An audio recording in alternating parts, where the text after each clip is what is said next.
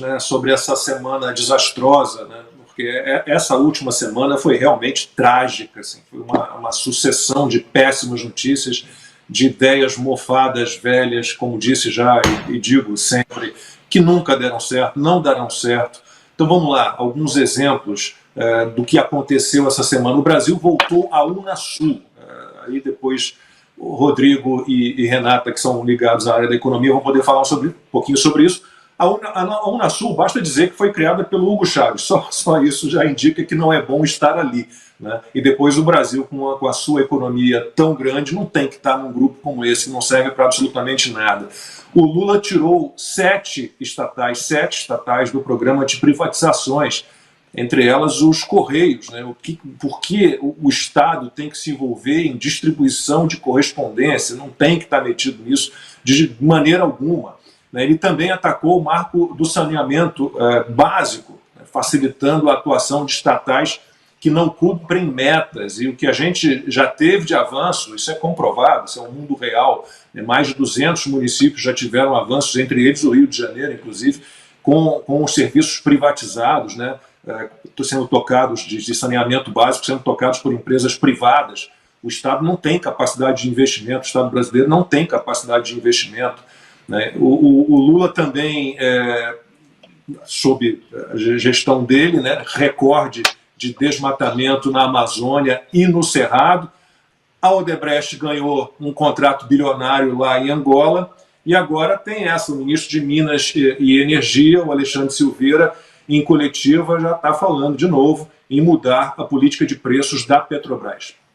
O governo federal, como acionista majoritário e como controlador da Petrobras, vai sim discutir com a Petrobras qual será a melhor política de preços para poder a Petrobras cumprir a sua função social, que está na Constituição, está na lei de estatais. Nós, em todo momento, destacamos o respeito à governança da empresa, à sua natureza jurídica, mas a Petrobras, a partir da eleição do presidente Lula, vai ser uma empresa que vai corresponder às expectativas da sociedade. Consta, temos vários pontos aí a desenvolver, você fique à vontade, tem a Unasul, pode puxar aí da questão da Petrobras, tinha que ter sido privatizada lá atrás, quando valia um dinheirão, também não é papel do Estado, né, prospectar, produzir petróleo, refinar petróleo, estamos à beira do precipício já. Sem dúvida, Lacombe. Veja, o Petrolão, né, aconteceu por meio da Petrobras. O mensalão dos Correios, né, e por aí vai. Então, para a turma do PT, para a quadrilha do PT, estatais são vacas leiteiras, são torneiras que precisam ser abertas. E veja, para puxar o assunto da Unasul, que são torneiras internacionais, né, continentais, pelo menos. A turma precisa irrigar, como lembrou muito bem a Renata, né, os cofres de Honduras e por aí vai. Agora, Unasul, eu escrevi à época da Veja, eu era colunista da Veja, eu escrevi sobre a geopolítica petista o seguinte: existem basicamente 2 alternativas para um país se inserir no contexto global, né? Ele pode ser rabo de baleia e seguir a crista da onda da globalização, ou ele pode querer, por algum motivo mais arrogante, ele pode querer ser cabeça de sardinha, né? Eu vou liderar aqui um grupelho, porque eu vou criar o eixo sul-sul, sei lá o quê. O Brasil petista inovou. E nós viramos, aquela época, rabo de sardinha. Né? Eu quero lembrar a turma que os nossos companheiros abusaram de empresas brasileiras, como a própria Petrobras, e o governo brasileiro nada fez. Nós fomos ali rabo de sardinha. Unasul, que diabos é isso? O Brasil tem que estar inserido num contexto global, tem que estar praticando comércio com todo mundo num modelo de ganha-ganha. E não é isso que a mentalidade petista traz para a mesa. Ele traz essa visão ideológica e muitas vezes a ideologia é um manto para roubalheira, para esquemas de corrupção da turma do Foro de São Paulo, e é disso que se trata. O Mercosul, à época do PT, virou uma camisa de força ideológica e punia as empresas brasileiras para beneficiar os amigos, né, os parceiros do rei. Então, é disso que se trata uma vez mais, Lacombe. Não tem muito mistério, a gente não precisa elaborar muito. É uma quadrilha de olho em agradar seus comparsas e remunerar o cofre de quem os ajudou. o projeto do PT é um projeto de pilhagem da coisa pública. Eles estão promovendo um butim. E quem vai participar do butim? Os seus comparsas, os seus companheiros. E tem aquela turma do Brasil, né? A cultura está cheia de gente pendurada, indústria e por aí vai. E tem a turma global, tem a turma que ajudou o Lula e o PT em âmbito internacional e está cobrando a fatura. É só isso, não vamos elaborar muito, não. Ana, seu comentário, então, sobre o Brasil de volta à Unasul, 7 empresas retiradas do projeto de privatização, controle de preços na Petrobras, de que maneira você amarra isso tudo. Marco do saneamento, acho que é o pior de tudo, né? Lembrando que todos os deputados desses partidos aí, PT, PSOL, PCdoB, todos eles votaram contra o marco legal do saneamento, e muitos com aquele papinho de que não, mas porque a água, porque o esgoto, porque isso são bens universais e o governo e o Estado tem que prover de graça. O discurso era um pouco assim. É muito triste o que a gente está vivendo. Pois é, e aí quando essa gente fala, né, nós temos que abraçar as expectativas da sociedade, né? Que sociedade?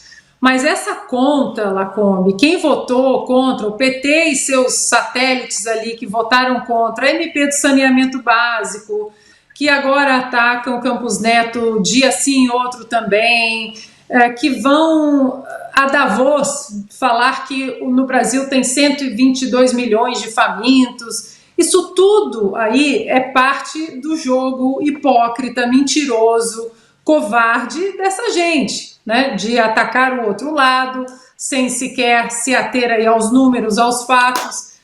Mas e quem se diz conservador, quem se diz liberal, quem se diz pragmático, que apoiou o voto nulo, que apoiou o voto no Lula?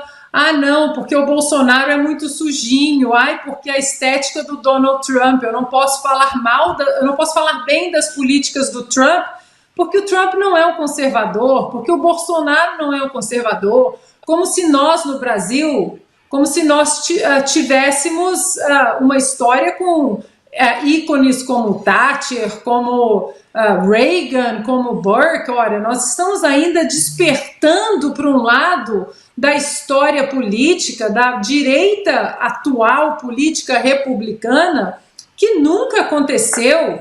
Então é muito difícil você olhar para isso tudo que está acontecendo e não lembrar de tantas pessoas do setor privado, do mercado financeiro. Não, agora vamos fazer o L, agora vai ser diferente. Tem vários, de influencer a cientista político até Armínio Fraga e Meirelles. Ora, minha gente, pelo amor de Deus, o DNA do PT, o DNA do Lula, é isso que nós estamos vendo.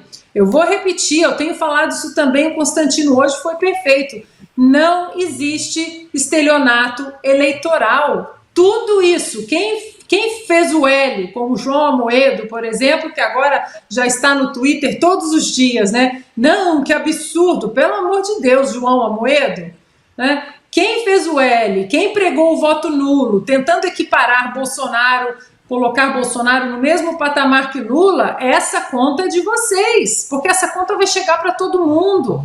Essa conta vai chegar para todo mundo. 37 ministérios. Você pega, por exemplo, Lacombe, na minha antiga profissão no esporte, quando o Ministério do Esporte foi extinto durante a administração Temer, 85% dos atletas deram graças a Deus. Que bom, porque esse ministério é uma infinidade de esquema de corrupção, de ONGs. Estávamos falando, né, de ONGs essa semana, da CPI do MST, CPI das ONGs da Amazônia. Eu torço, e você sabe muito bem do que eu vou falar, Lacombe, por uma CPI das ONGs do esporte. O que vai ter de gente chocada com a quantidade de dinheiro que escorreu, foi para o ralo, foi para partidos, foi para políticos, foi para tudo quanto é cenário e evento, menos o esporte. Né? Vamos ver, quem sabe, uma CPI das ONGs esportivas vai acontecer. Agora, a genética do PT é essa. estelionato eleitoral não tem como acusar. Tem como acusar quem fez o L sabendo que isso ia acontecer por nojinho ou estética do Bolsonaro, e também aqueles que pregaram o voto nulo, sabendo que a abstenção poderia ser uma diferença ali na frente. Eu confesso, eu sabia que isso seria uma desgraça, mas achei que a caminhada para o precipício seria um pouquinho mais lenta, seria um pouquinho, tá indo muito rápido. Em 3 meses muita coisa ruim já aconteceu. A gente não consegue, como eu estava falando com a Ana, a gente não consegue manter a esperança, é uma desesperança total. Eu fico pensando a destruição do marco do saneamento básico, por exemplo, ele não deixa de ser, Renato, um ato genocida. Metade da população brasileira não tem água tratada em casa, ou não tem esgoto, ou não tem os dois. E há um cálculo de que em um ano no Brasil morrem cerca de 10 mil pessoas por falta de saneamento básico, 10 mil pessoas por ano, fora a questão ambiental. Então, como é que alguém pode acreditar que o Estado tem condições de fazer os investimentos necessários? Não tem como, Renata. E assim, Lacombe, o marco do saneamento, ele foi uma coisa muito importante, aprovada em 2020, que mudou essa lógica de tudo tem que vir do Estado e a participação da iniciativa privada, ela ou não existe ou ela é diminuta, cheio de regulações e etc. Com esse retrocesso que foi assinado essa semana, sempre floreado com boas palavras e de uma certa forma com um discurso emotivo, dizendo que isso vai ser bom para as pessoas e que o esgoto é uma coisa que fica escondida, que o político normalmente não dá muito... como ele falou, Lula, ele falou isso no discurso, ele falou que normalmente o político ele não olha tanto para o saneamento porque não dá voto, mas que é uma coisa muito importante, e falando que isso vai transformar a vida das pessoas. Então tem 2 coisas que eu fico na cabeça com esse discurso dele mentiroso sobre o marco do saneamento e essa alteração que eles fizeram para beneficiar estatais, que fique muito claro isso para o nosso telespectador, que o marco do saneamento como ele era, que foi aprovado com a iniciativa contra do PT e do PSOL, que chegaram até ao STF para alegar que era inconstitucional, agora eles voltam, depois eles ficaram 14 anos no poder, não resolveram, não fizeram nenhuma questão de melhorar nada nesse sentido, foram contra o marco do saneamento, agora alteraram o marco do saneamento para beneficiar estatais que não entregavam o prometido e para conseguir fazer coisa sem como é que nós chamamos? Licenciamento, sem a licitação.